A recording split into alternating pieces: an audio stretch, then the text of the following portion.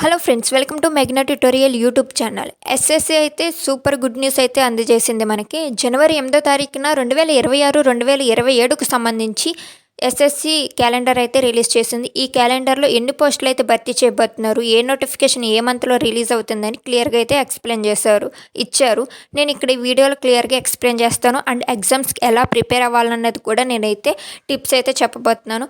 So ఎవరైతే video చూస్తున్నారో చివరి వరకు చూడండి. కొత్తగా చూసేవాళ్ళు ఛానల్ని సబ్స్క్రైబ్ చేయండి. సో 2026, 2027కి సంబంధించి ఎస్ఎస్సి నుండి క్యాలెండర్ అయితే మనకి రిలీజ్ అయ్యింది. అది కూడా జనవరి 8వ తారీఖున అయితేనే రిలీజ్ చేశారు.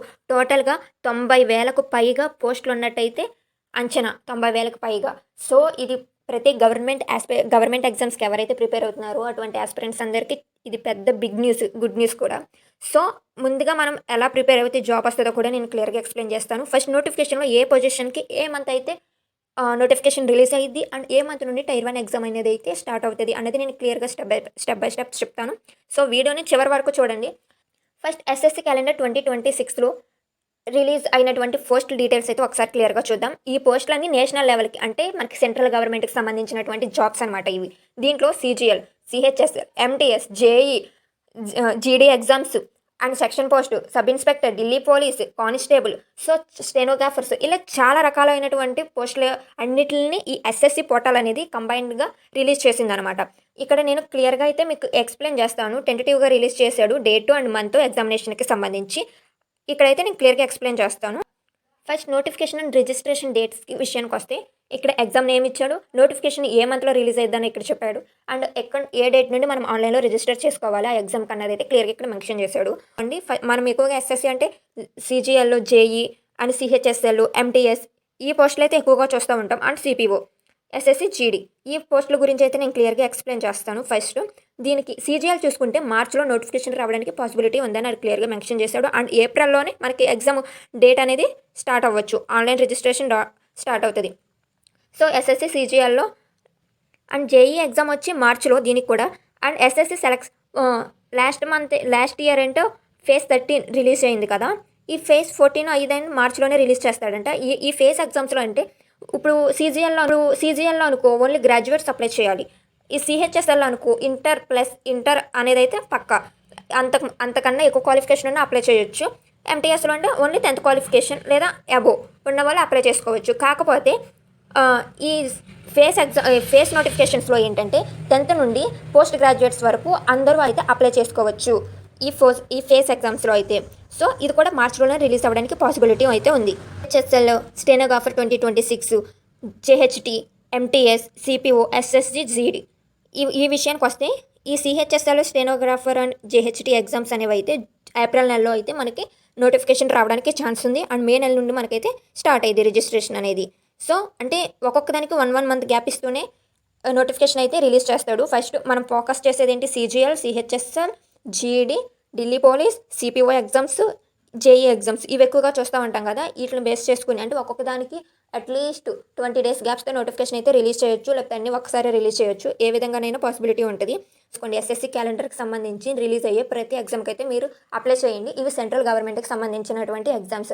అండ్ అంతేకాకుండా మన ఛానల్లో నేను ప్రతి ఎగ్జామ్స్కి సంబంధించి ఎలా ప్రిపేర్ అవ్వాలి, ఆ ఎగ్జామ్లో అడిగేటువంటి ప్రతి టాపిక్లో ఉన్న క్వశ్చన్స్ నేను ఎక్స్ప్లెయిన్ చేస్తాను.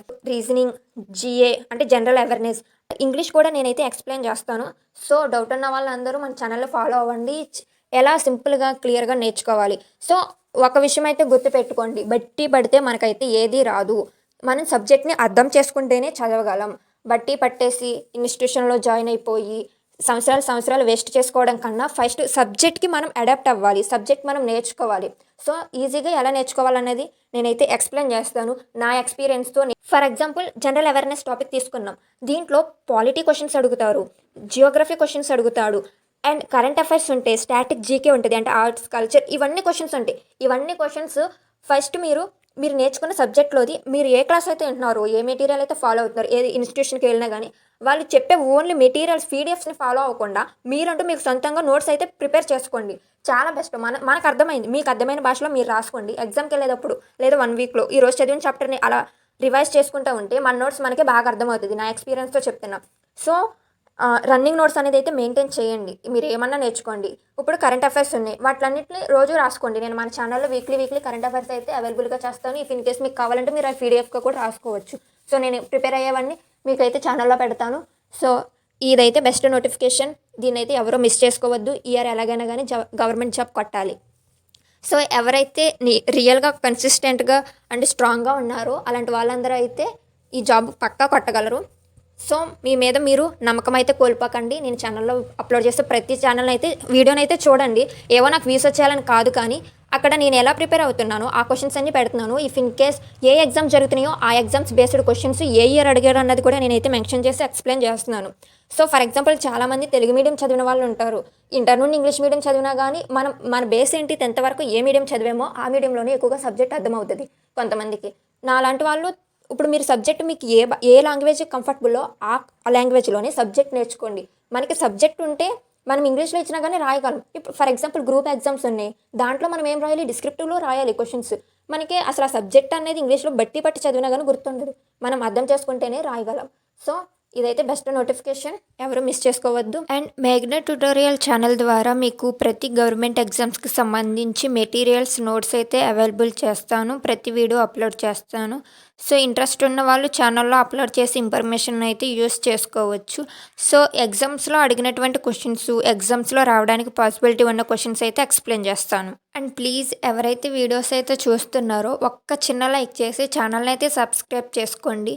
ఓన్లీ ఎడ్యుకేషనల్ ఇన్ఫర్మేషన్ మాత్రమే ఛానల్ నుండి అయితే ఇవ్వబడుతుంది.